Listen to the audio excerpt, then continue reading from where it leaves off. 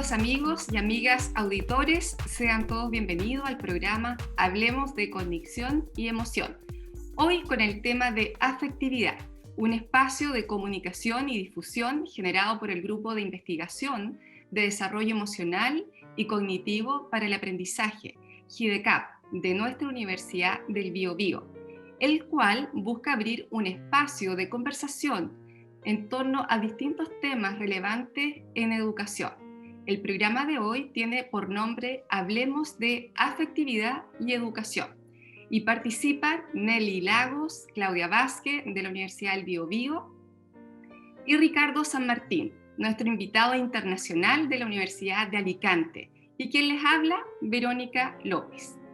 Y para dar inicio al programa de hoy, comenzaremos con nuestra primera entrevistada, Claudia Vázquez, académica del Departamento de Ciencias Sociales y docente de la Escuela de Psicología de la Universidad del Biobío, magíster en Psicología Infanto-Juvenil. Hola Claudia, ¿cómo estás? Hola Vero, súper bien, muchas gracias.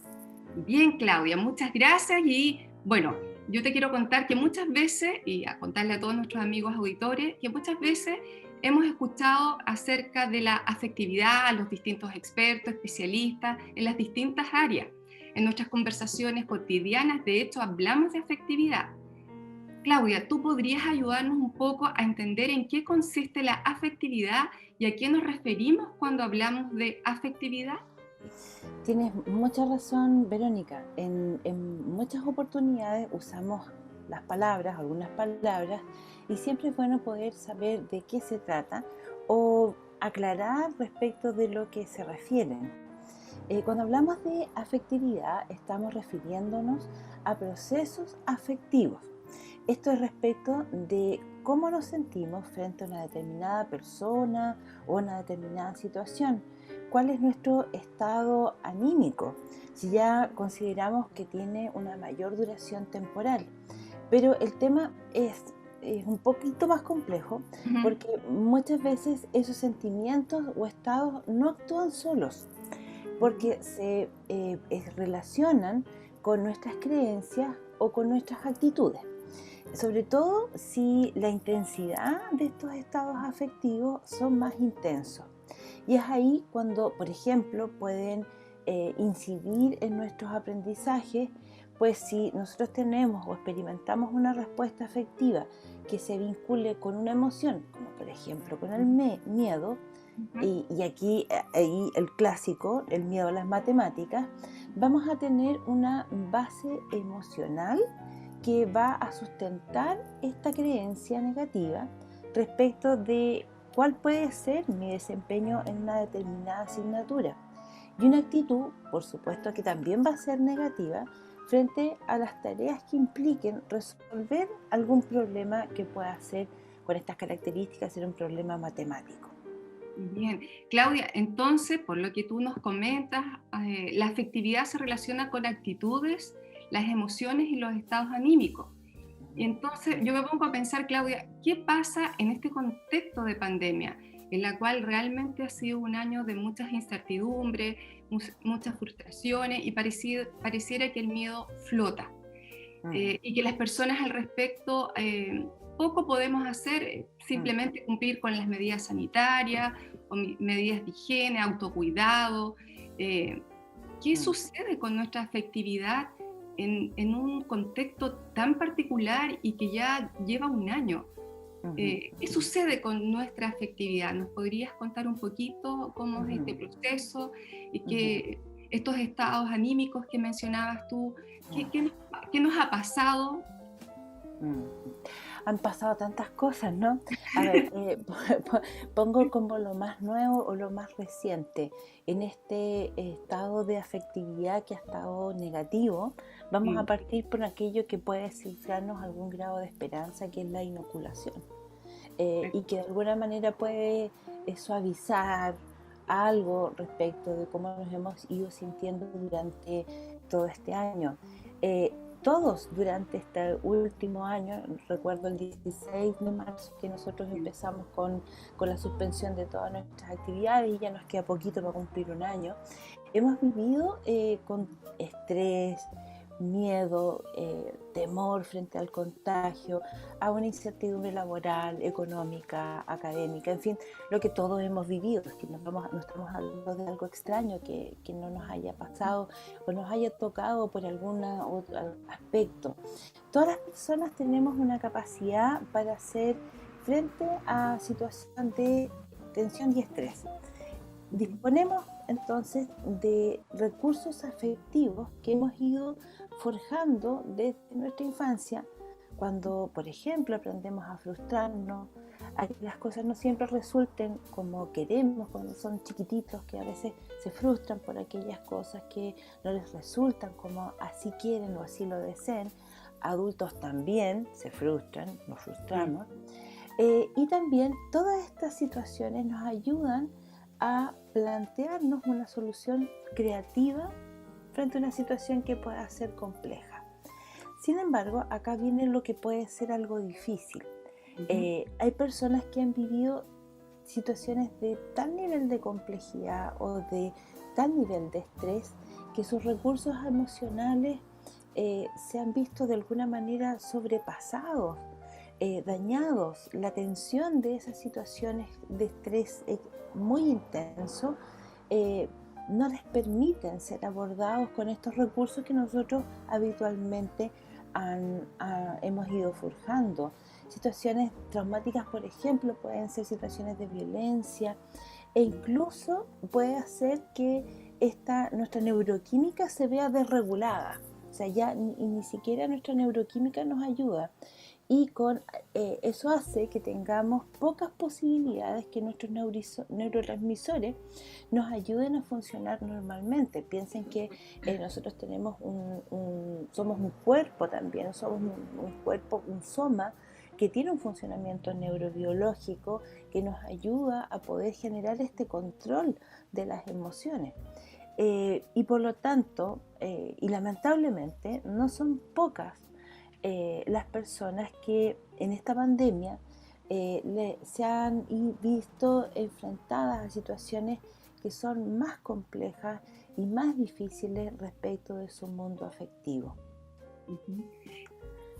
Claudia, escuchándote me surgen varias preguntas, pero tratando también de vincularnos con el tema de la afectividad desde lo cotidiano, pensando en nuestros auditores, auditoras. ¿Qué recomendaciones? Tú hablabas de recursos emocionales.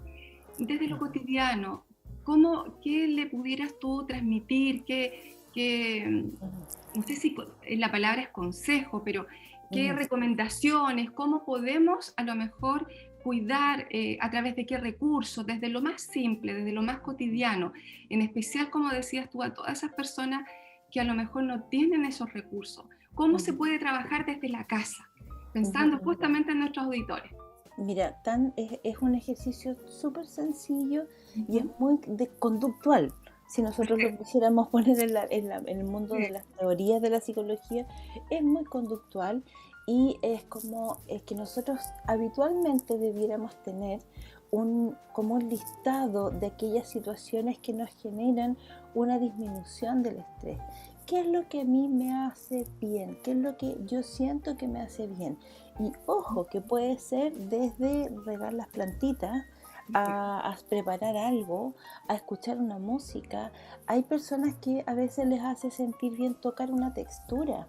Entonces, nosotros deberíamos tener como nuestro kit de supervivencia emocional, en el cual frente a algunas situaciones que son más demandantes, que nosotros notamos que nos sobrecargan emocionalmente, el poder tener algunas ideas que o algunas acciones que podamos realizar para poder generar una recuperación frente a esta situación de estrés. Y allí que hay algunas personas que podemos meditar, hay algunas otras personas que les hace bien caminar, hay otras personas que bailar les hace estupendo, en fin, podemos, ojo, hay muchas acciones sencillas que requieren de muy poca tecnología, ni grandes cosas para poder hacerlas y que nos hacen sentir bien. Dibujar, Algunas personas les hace sentir bien sentir aromas. Piensen que todas estas Ujú. acciones que yo les estoy contando, estamos comentando, están a la estimulación de nuestros sentidos. Y cuando hemos visto enfrentados a situaciones de alto nivel de tensión o estrés, necesitamos generar un apagar de Mm, este sistema que está sobrecargado. Y una manera de poder generar un apague de este sistema que es de alerta, que se ha activado frente a una situación que es de mayor tensión o ansiedad, es poder generar una calma, volver a un estado de calma emocional para que podamos enfrentar lo que sigue, porque nuestra vida está llena de eventuales situaciones que pueden ser estresantes. Ya personas que tienen una situación más traumática, que viven de manera más extensa situaciones de tensión, de abuso, de ujú, violencia, esas personas tienen sus sistemas de calma mucho más dañados. Y es ujú. allí donde nosotros habitualmente ya recomendamos un abordaje más terapéutico, puesto que ya no es tan fácil hacer esto. Porque mira, por una cosa súper simple, a veces estos sentidos que las personas, que nosotros ocupamos para calmarnos, para poder volver a nuestro estado de mayor confort emocional, están dañados. Ujú. Y volver a la calma para ellos puede ser muy difícil. Claudia, pero qué valioso lo que estás mencionando, porque justamente apunta a auditores que tienen a lo mejor de distintas realidades. Ya tú mencionabas también ah, para nuestros auditores a lo mejor que no han sido tan conscientes respecto a cómo encontrar este equilibrio, esta tranquilidad frente a todo el contexto de pandemia. Y Mm, también mencionabas también a personas que han sido dañadas, que esa otra realidad me parece muy interesante porque en realidad cada persona tiene su propia vida, digamos, su propia ujú, historia de vida. ujú, Entonces me parece muy así es. valioso ese alcance que tú haces. Que Ujú, claro, la efectividad entonces podríamos concluir que no tiene que ver solo, o sea, que hay que cuidarse, que hay que de alguna manera atenderlo con ciertos recursos, pero que también cada persona en sus distintas etapas o situaciones y contextos también, claro, es diferente para cada persona. Entonces, eso ujú, me parece muy como potente, ¿ya? ujú, Me ujú. gustaría poder, porque si el tiempo pasa volando, que Sí. pudieras hacer a lo mejor las últimas recomendaciones desde lo Ujú, cotidiano, en este contexto también que muchas familias en Chile ya de a poco gradualmente han vuelto a, a los ujú, colegios, los niños, que ujú. también es una situación nueva, nuevamente, También. ¿cierto? Entonces, ¿cómo pudiéramos trabajar, sobre todo a esas mamás eh, Ujú, que, que también se ve afectada la afectividad en términos de la ujú, incertidumbre que mencionábamos al inicio de nuestra ujú, entrevista ujú, respecto a la afectividad? Pensando ujú. también en muchos que nos están escuchando, ¿cierto? En casa, ¿qué recomendaciones también en este nuevo escenario? Nuevo Ujú. escenario, ¿m? Mira, Claudia. ¿sabes qué? Cuando te Mm, escuchaba, me imaginaba cuál pudiera ser una situación. A ver, para todas las mamás y papás sí, o cuidadores o cuidadoras, porque aquí sí, hay abuelitos o abuelitas que sí, pueden hacer de papás y de mamás, sí. la vuelta de los niños o niñas o adolescentes al colegio o a la escuela puede Mm, ser una situación difícil.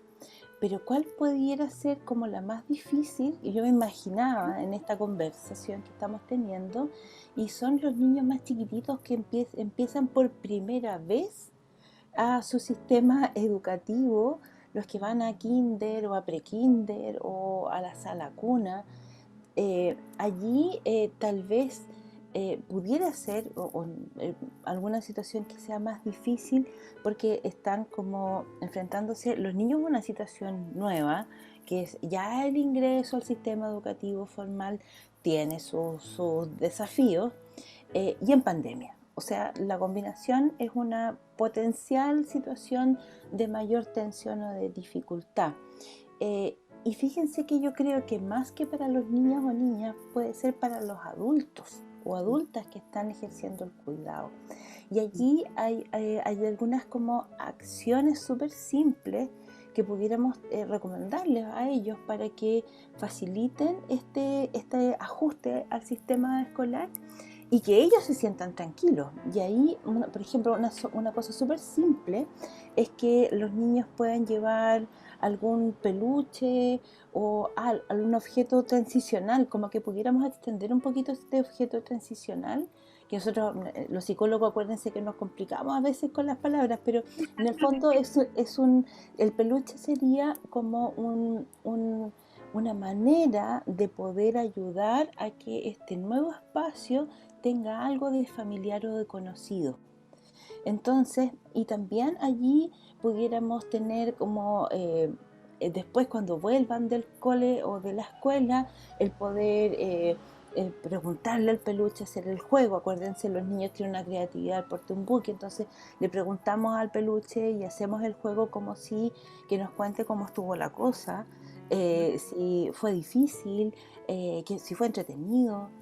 Eh, y allí con ese simple elemento poder tratar como una extensión en este escenario más difícil, que ayude a que los niños o niñas se puedan sentir también seguros.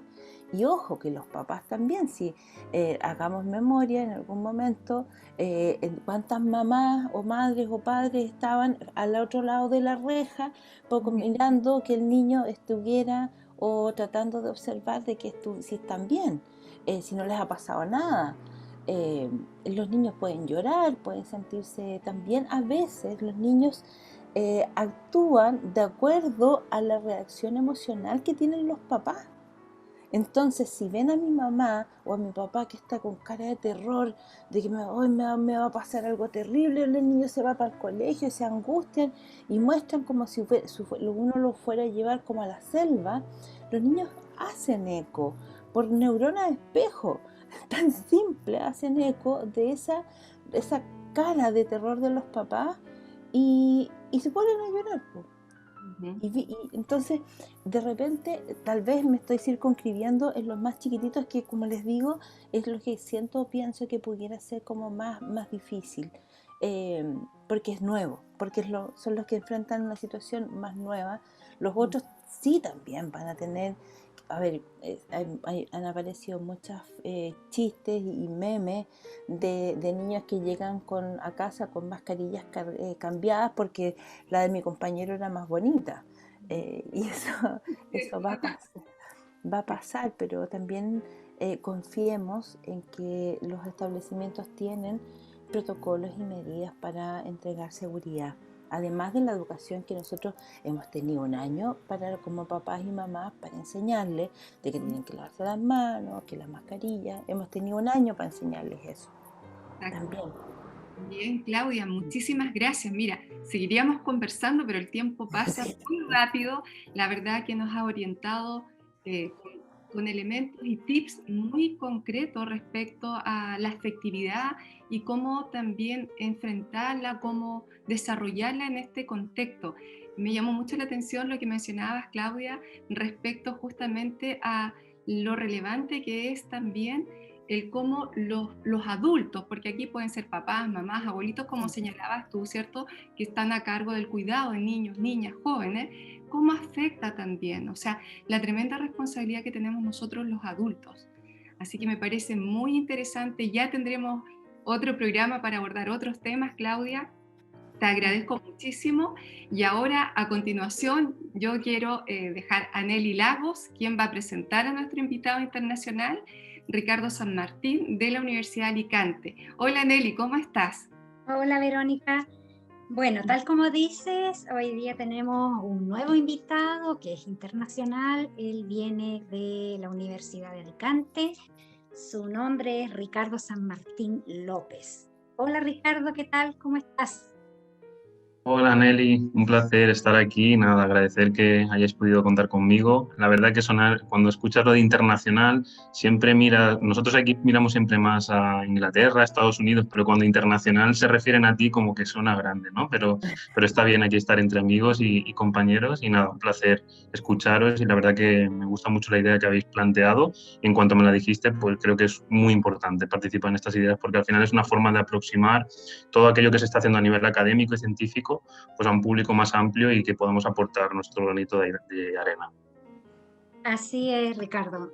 Para nosotros es un verdadero honor contar contigo y créeme que es grande eso de ser nuestro invitado internacional porque así lo es.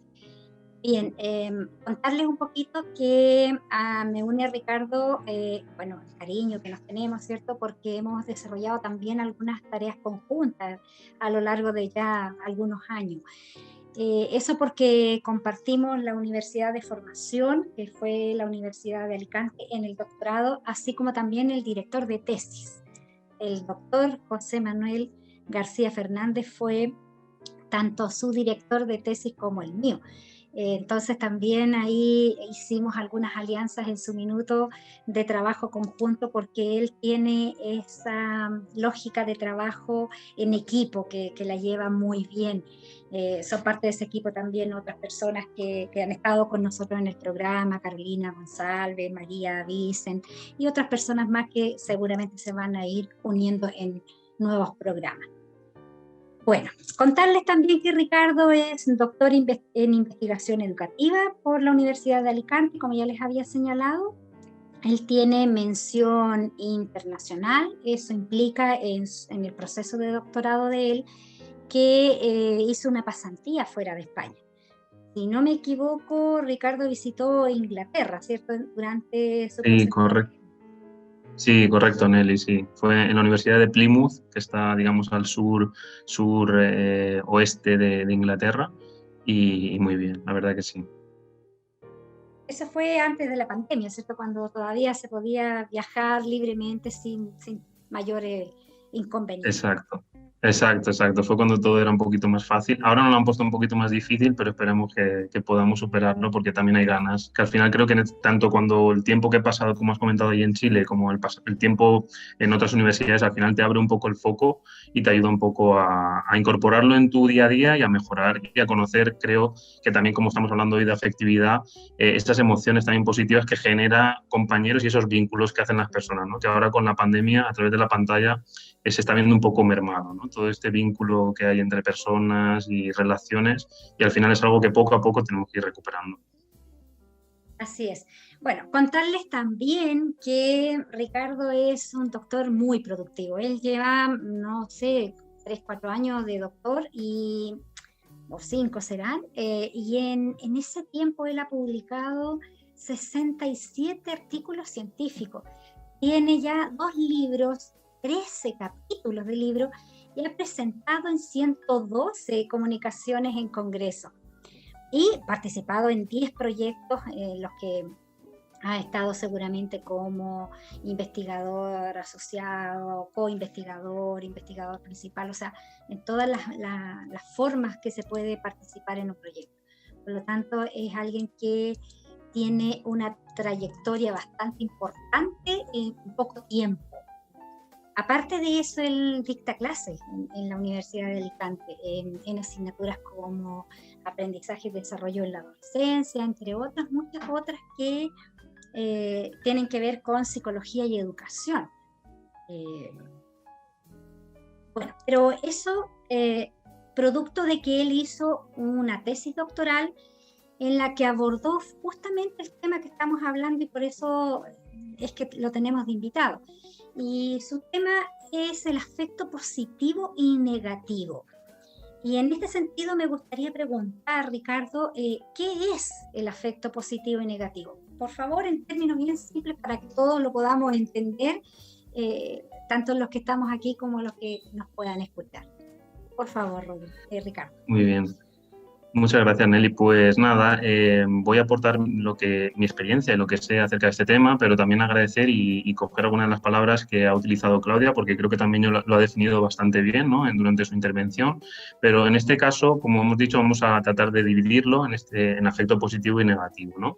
Digamos que el afecto, por añadir algo, pues siempre a lo largo de la literatura pues ha estado relacionado al final como a lo que nosotros comúnmente llamamos como felicidad, ¿no? Es decir, la gente tiene que ser feliz y el afecto muchas veces se ha asociado a esta dimensión. Esta dimensión, digamos, de felicidad, aunque vaya a utilizar unos comentarios un poquito más técnicos, trataré de no alejarme mucho, ¿no?, porque al final sabemos a dónde estamos, pero la felicidad muchas veces en la literatura se conoce como bienestar subjetivo, ¿no? Es decir, ese bienestar subjetivo, que también a veces incluso se asocia con la satisfacción con la vida, pues el afecto, digamos, que tiene lugar en ese punto, ¿no? Entonces, digamos que el afecto de entrada tiene como una importancia muy grande para la felicidad de las personas, ¿no?, o para ese bienestar subjetivo, en conjunción con la satisfacción con la vida.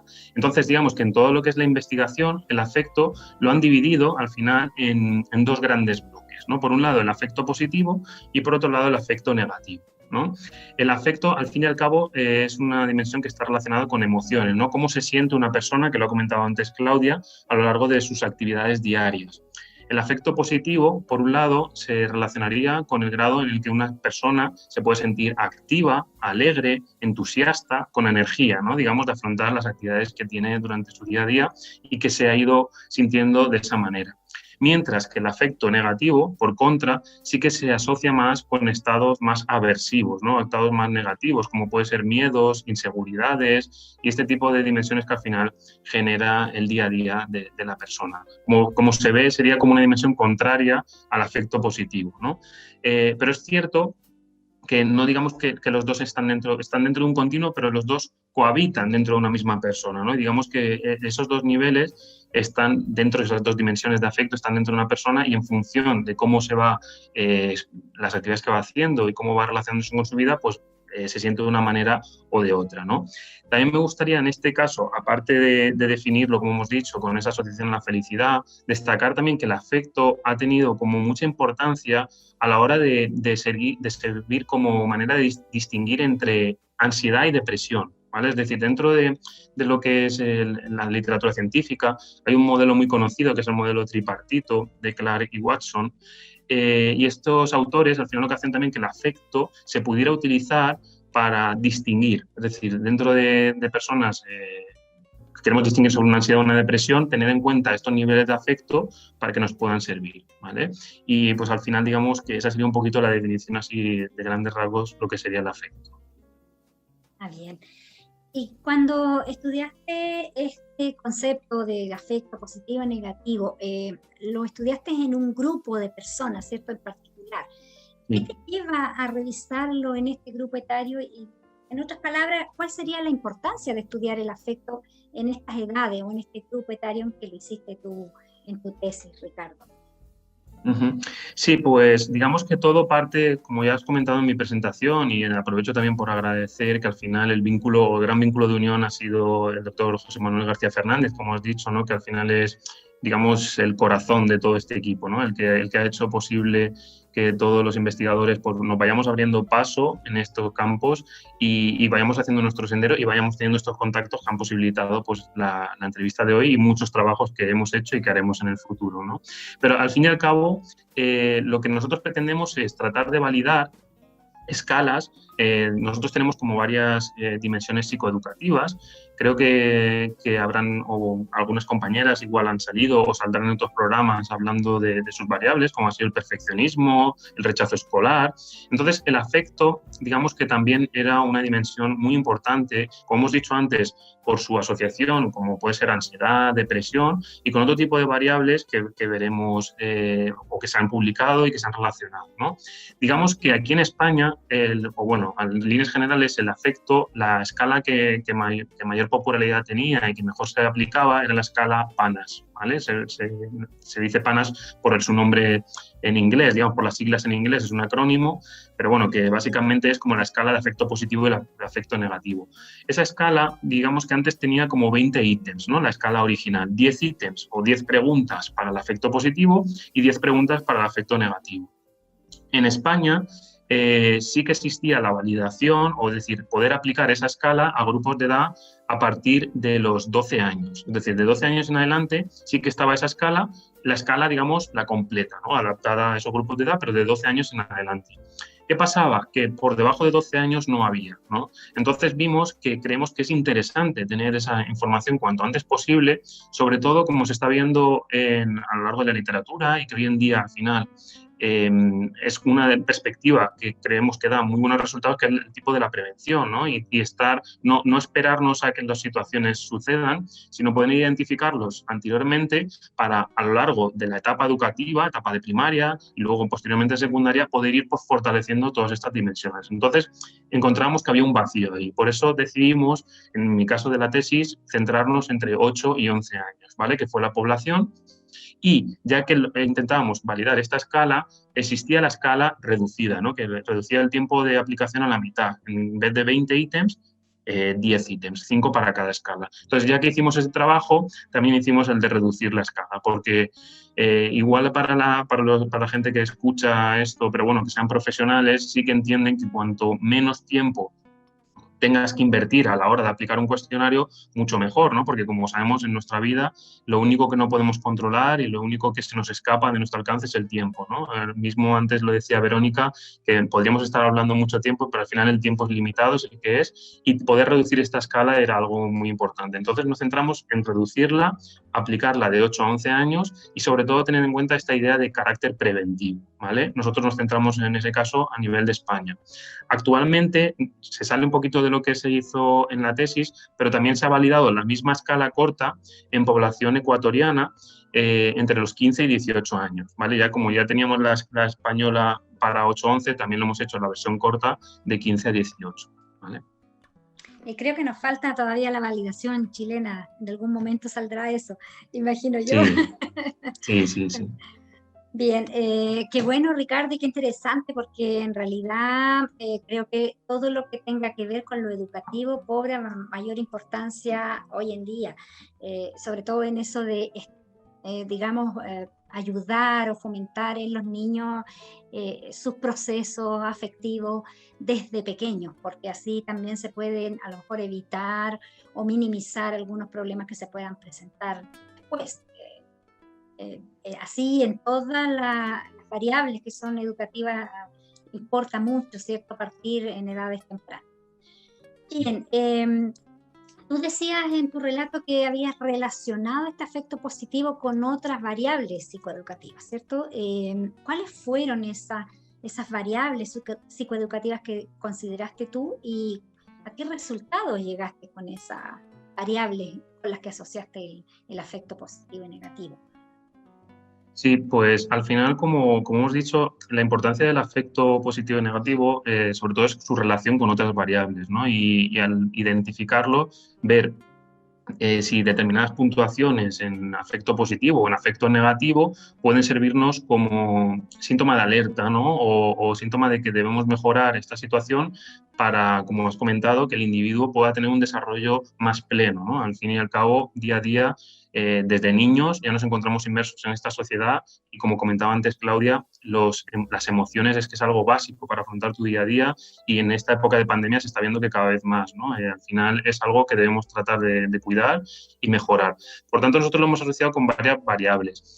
Antes de hablar de las variables, sí que comentar que dentro de nuestras investigaciones hemos hecho algo que dentro de la literatura del afecto se está haciendo últimamente, que es elaborar como perfiles afectivos. Es decir, como hemos dicho antes, el afecto positivo y negativo están dentro de la persona. Entonces, en lugar de verlos de manera independiente, sería elaborar perfiles de cómo dentro de esa persona los niveles de afecto están presentes, pero teniendo en cuenta tanto los de afecto positivo como los de afecto negativo.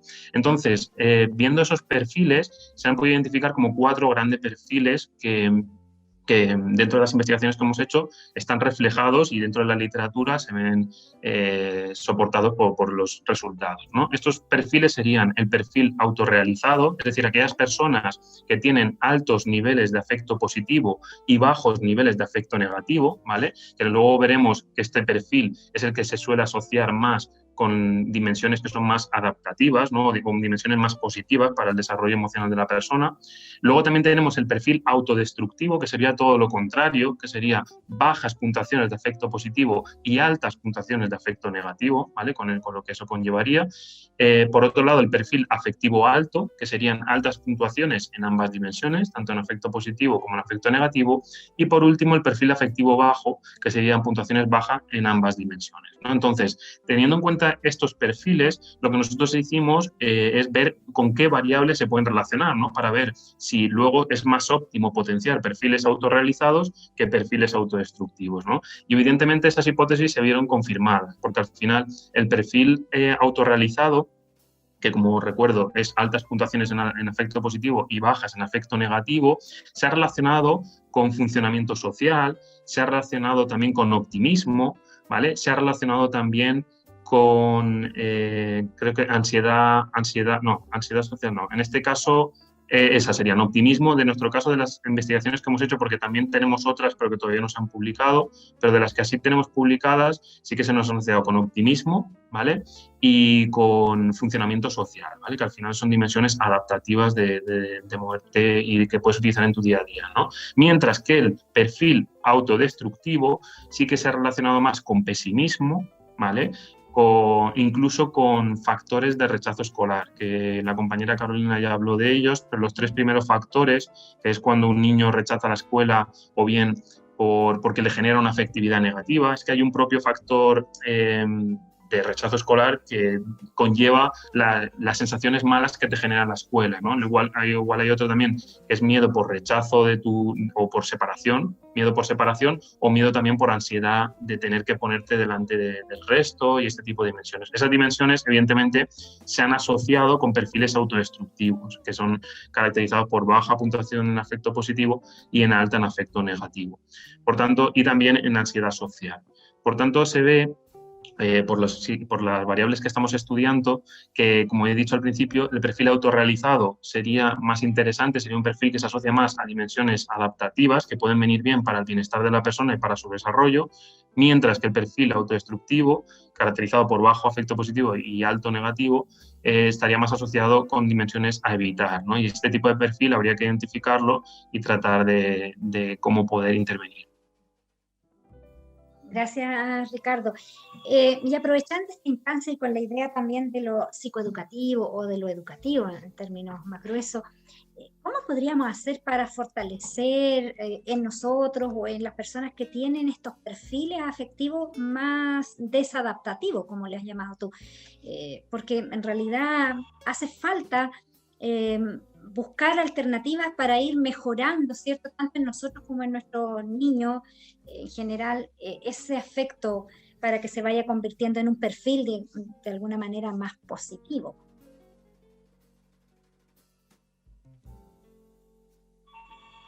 Sí, disculpa, es que estaban llamando al teléfono, pero nada, problemas del directo. Ya está, creo. Nada, te digo, ¿cómo se podría fortalecer? Pues básicamente, a la hora de fortalecer este nivel de afecto positivo, en este perfil autorrealizado, como decíamos, al final tenemos que ir encaminados a realizar prácticas que aumenten, por un lado, los niveles de afecto positivo y tratar de reducir al máximo los niveles de afecto negativo, ¿no? Todo el tipo de prácticas que ha comentado Claudia a nivel concreto se podrían utilizar, ¿no? Como ha dicho, del día a día, evidentemente habría muchas más cosas, pero centrándonos en el contexto educativo, me gustaría destacar, por un lado, digamos que como vamos a destacar el nuestro, vamos a destacar primero uno de otras personas que digamos que son también conocidos y son eminencias en esto, y luego destacaré también algo, ya que hemos venido aquí, pues algún tipo de trabajo que nosotros estamos haciendo y que también da fruto de estas relaciones, como hemos dicho, tanto de Chile con la Universidad de Alicante, en este caso. Por un lado, podría ser el programa Fortius, no sé si lo conocéis, de Méndez y colaboradores. Es un programa que al final puede ayudar mucho a desarrollar dimensiones que al final están relacionadas, como hemos dicho, con la mejora o aumentar el afecto positivo y disminuir ese afecto negativo, ¿no? Entonces, ese tipo de actividades que se pueden realizar podrían ayudar a desarrollar. Y a la par, o similar, evidentemente no podría tener la trayectoria que tiene el programa Fortius, pero también nosotros elaboramos con Nelly y otros compañeros, el programa GBI, que era la Guía para el Bienestar Interno, que al final creemos que también está como muy adaptada para estas edades, con una serie de libros e ilustraciones muy adecuadas. Y este tipo de programas yo creo que ayuda mucho, ¿no?, a trabajar lo que es la dimensión emocional, a tratar de posibilitar estos pensamientos más positivos, que te generen unas emociones más adecuadas y que al fin y al cabo te ayude un poco a desarrollar toda esta dimensión. Por tanto, creo que basándonos en actividades de estos dos programas podrías ayudar a mejorar esto. Aparte, también hay otro tipo de actividades como pueden ser la reestructuración cognitiva, mindfulness, que últimamente al final evidentemente le cambian el nombre, ¿no? Ahora está muy de moda lo que es el mindfulness, pero actividades de mindfulness, de concentración, de meditación, como había comentado antes Claudia, todo eso puede ayudar, promover la autoestima, la resiliencia, ¿no?, que es algo al final muy importante en nuestro día a día y sobre todo se ve que en situaciones de pandemia pues hay que ser resiliente, ¿no?, ante las situaciones que tenemos y tratar de sobreponernos y buscar otra vez la vuelta a la normalidad anterior. Y también incluso actividades de control atencional, ¿no? Pero al fin y al cabo es ser consciente de que estas dimensiones emocionales forman parte o tienen un papel muy importante dentro de la persona, como hemos dicho, forma parte de su felicidad, de su bienestar subjetivo, y yo creo que cada vez más se hace, pero que las escuelas tienen que estar más centrados, escuelas y profesionales, más centrados en ellas y sobre todo dar recursos, como has comentado Nelly, ¿no?, desde pequeñitos, por eso nos interesamos mucho en ello, ¿no?, porque si es algo que tú empieces a aprender desde pequeño y tienes tiempo para poder equivocarte, para poder mejorar, yo creo que al final se integrará de manera adecuada y en el día de mañana, que como estamos viendo, estamos llenos de ansiedades, de depresiones, de estrés, pues nos va a ayudar un poco a controlarnos y yo creo que a desarrollarnos de mejor manera. Bien, gracias Ricardo. Yo creo que en realidad se nos repite mucho esto del optimismo, resiliencia, son conceptos que están como bastante a flor de piel y tan necesarios también para poder ir educando a los niños que vienen y que en algún momento ellos van a ser también los que sean parte de esta sociedad.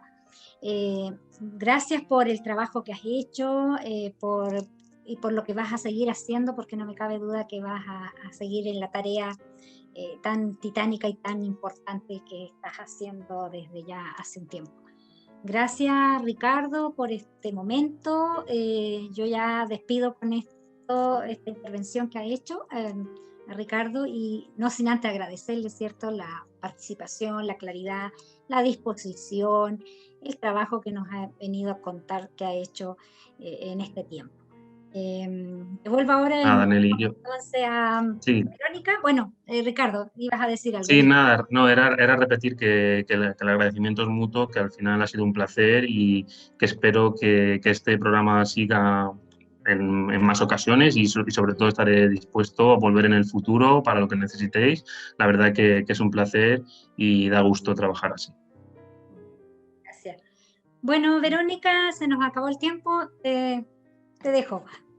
Bien, Nelly, muchísimas gracias Ricardo, Claudia, creo que ha sido un programa muy valioso en términos de temas que realmente son transversales y que nos afectan desde lo cotidiano, o sea, en los hogares, los trabajos, y son temas de fondo. Yo creo que ha sido realmente, yo he estado fascinada en este programa, uno siempre aprende y yo quiero destacar eso, así que muchísimas gracias también por toda la dedicación, el tiempo de ustedes. Y bien, yo me toca despedir el programa, hablemos de cognición y emoción, y nos estamos encontrando en una próxima oportunidad, así que a todos, a todas, hasta pronto, nos estamos viendo. Hasta pronto, adiós.